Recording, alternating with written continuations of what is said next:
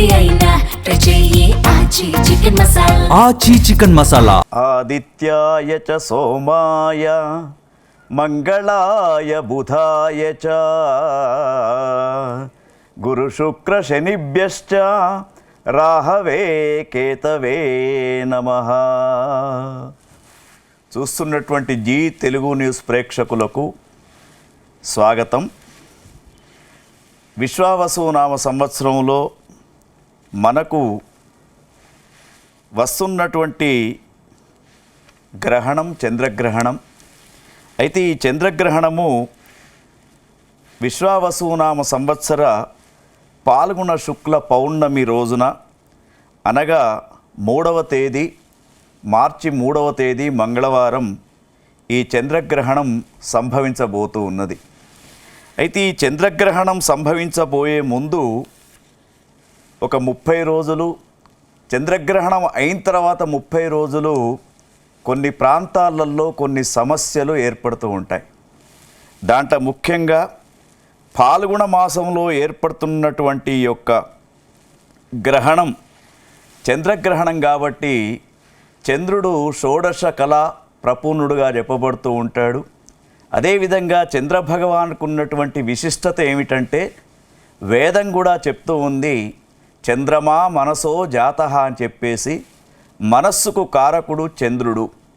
మరి సూర్యుడు చంద్రుడు ఈ రెండు కూడా మనకు ప్రత్యక్ష దైవాలుగా కొలుస్తూ ఉంటాం. అటువంటి చంద్రగ్రహణం మనకు ఫాల్గుణ మాసంలో చంద్రగ్రహణం సంభవిస్తే జ్యోతిష్శాస్త్ర రీత్యా ఒక విషయాన్ని చెప్తూ ఉన్నారు పెద్దలు.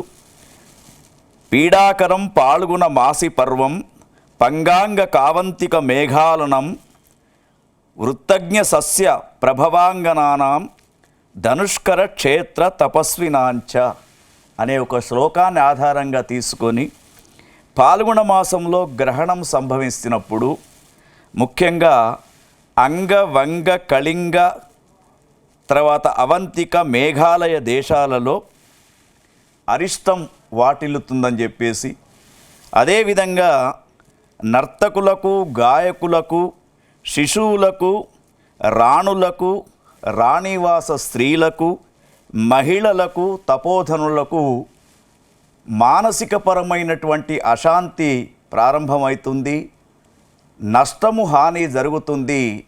ముఖ్యంగా చిన్నపిల్లల వాళ్ళ యొక్క ఆరోగ్యానికి కూడా భంగము, అనుకోనటువంటి మరణాలు సంభవించే విధంగా పాల్గొన మాసంలో వస్తున్నటువంటి చంద్రగ్రహణం గురించి చెప్తూ ఉన్నారు.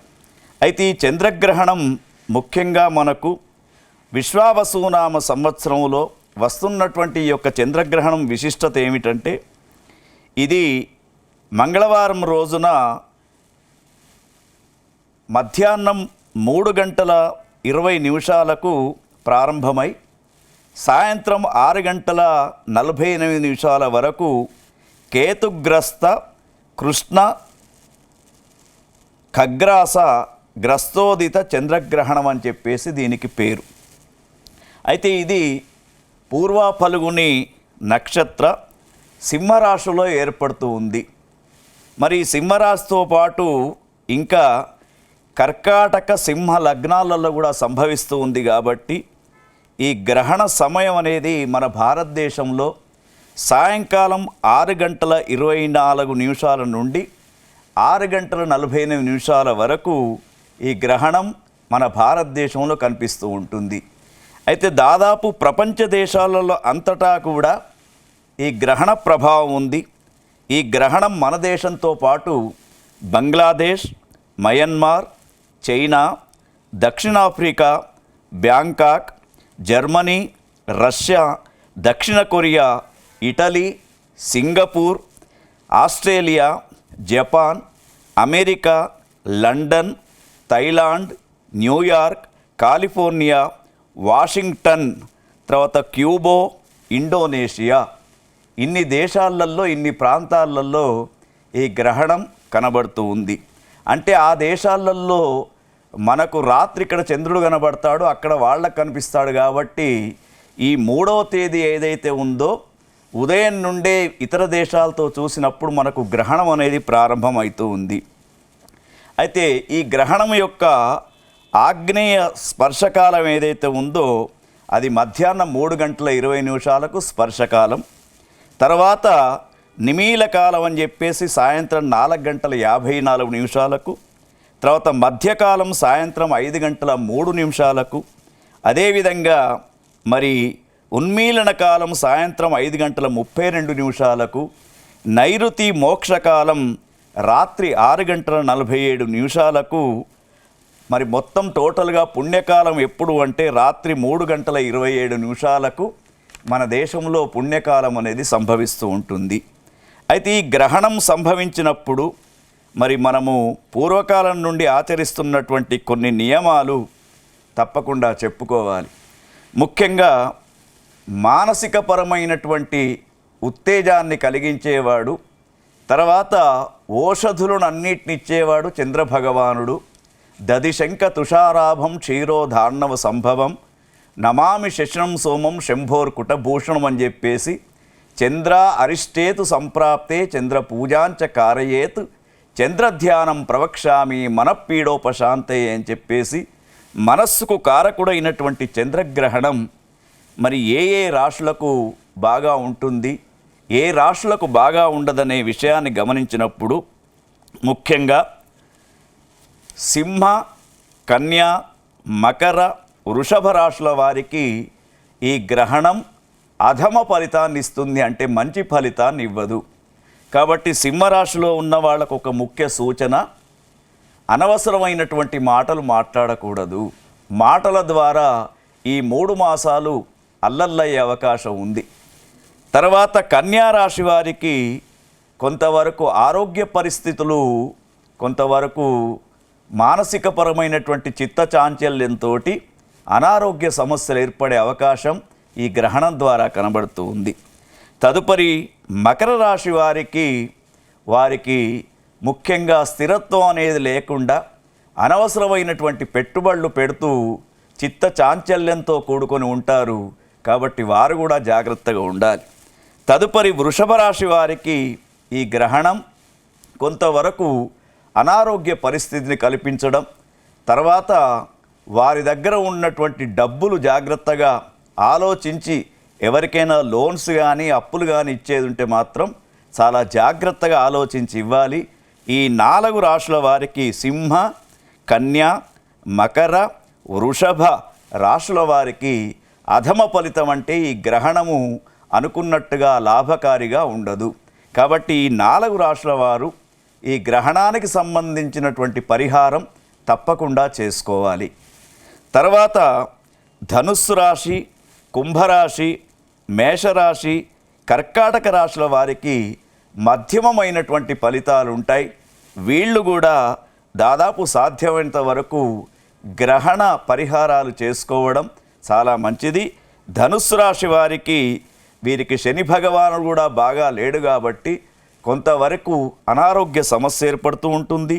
కుంభరాశి వీరికి కూడా నరదృష్టి దోషం అనేది ఎక్కువ ఉంటూ ఉంటుంది, మానసిక చిత్త చాంచల్యం కలుగుతూ ఉంటుంది. మేషరాశి వారికి ముఖ్యంగా వీరికి సమాజంలో కొంత అపవాదం వచ్చే అవకాశం కూడా కనబడుతూ ఉంది. తదుపరి కర్కాటక రాశి వారికి ముఖ్యంగా వారికి ఆరోగ్య స్థితి అనేది కొంతవరకు భయంకరంగా ఉంటుంది. ముఖ్యంగా ఈ ధనుస్సు, కుంభ, మేష, కర్కాటక రాశుల్లో ఉన్నటువంటి సింహ, కన్య, మకరం, వృషభ రాశుల్లో ఉన్నటువంటి కళాకారులకు, సినీ రంగంలో ఉన్నటువంటి వారికి, విలేకరులకు, పత్రికా రంగంలో ఉన్నటువంటి వారికి ఈ 3 మాసాలు కొంత కఠినమైనటువంటి సమస్యలను ఎదుర్కోవలసినటువంటి పరిస్థితి కనబడుతూ ఉంది.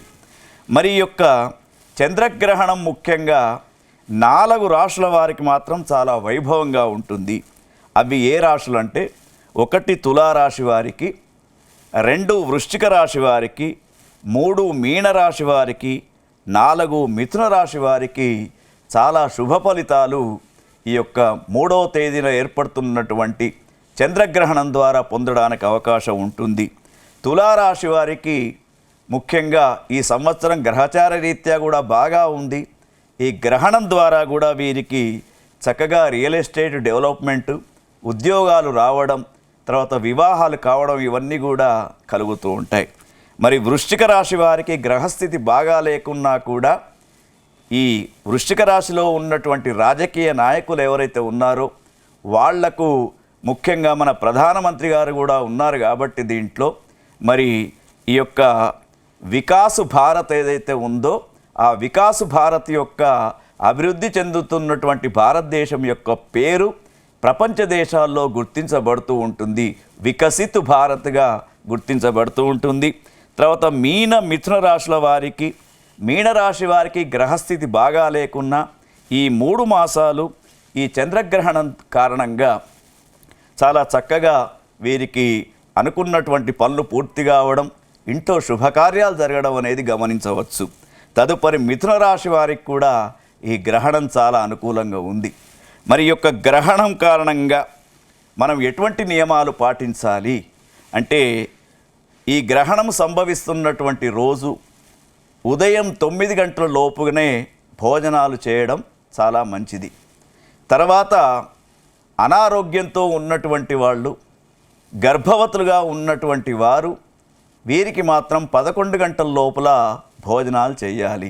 ఎందుకంటే చంద్రుని యొక్క కిరణాలు చక్కగా పడితేనే మనం తినే పదార్థాలన్నీ కూడా ఔషధ తత్వాలు ఉంటాయి.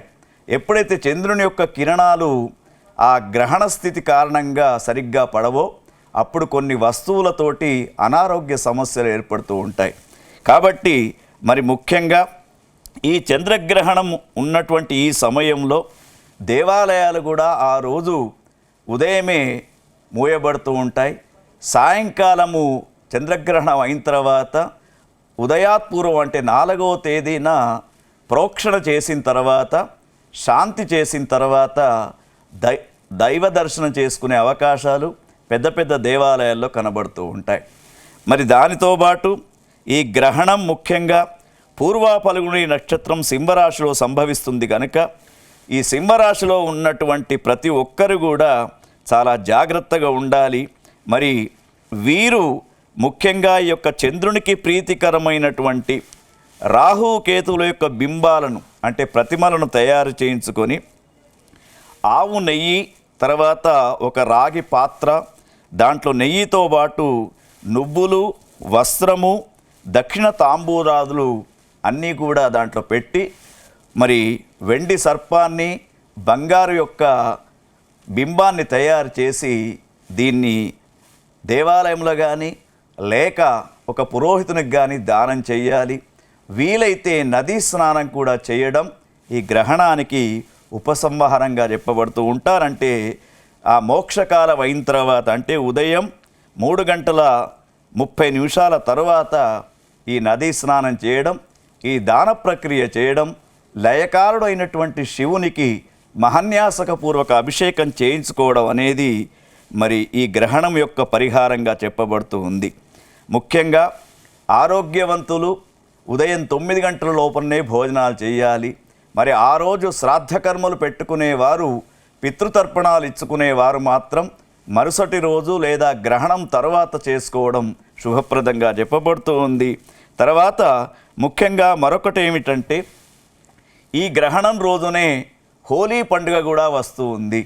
ఈ హోలీ రంగులు చల్లుకోవడం, హోలీ ఆడడం ఏదైతే ఉందో అది కూడా ఈ రోజునాడు కనీసం గ్రహణం యొక్క స్పర్శకాలానికి 3 గంటల ముందు హోలీ ఆటను పూర్తి చేసుకోవాలి. అంటే సుమారు 12 గంటల లోపుగా హోలీ ఆడడం శ్రేయస్కరం. ఎందుకంటే చంద్రుడికి గ్రహణం పట్టినప్పుడు మనం సాయంకాలం కూడా హోలీ ఆడితే కొన్ని విపత్కరమైనటువంటి పరిస్థితులు ఏర్పడుతూ ఉంటాయి. ముఖ్యంగా మహిళలలో ఈ యొక్క గ్రహణం కారణంగా తీవ్రమైనటువంటి మానసిక ఒత్తిడులకు గురైపోయి వారు ఎప్పుడు ఏమి చేస్తారో కూడా తెలియనటువంటి పరిస్థితి ఈ గ్రహణం ద్వారా తెలుస్తూ ఉంది. మరి ఈ గ్రహణానికి పరిహారం చేస్తున్నప్పుడు నదీ స్నానంతో పాటు ఒక శ్లోకాన్ని చెప్పుకుంటూ ఆ దానాన్ని చేయడం శ్రేయస్కరం.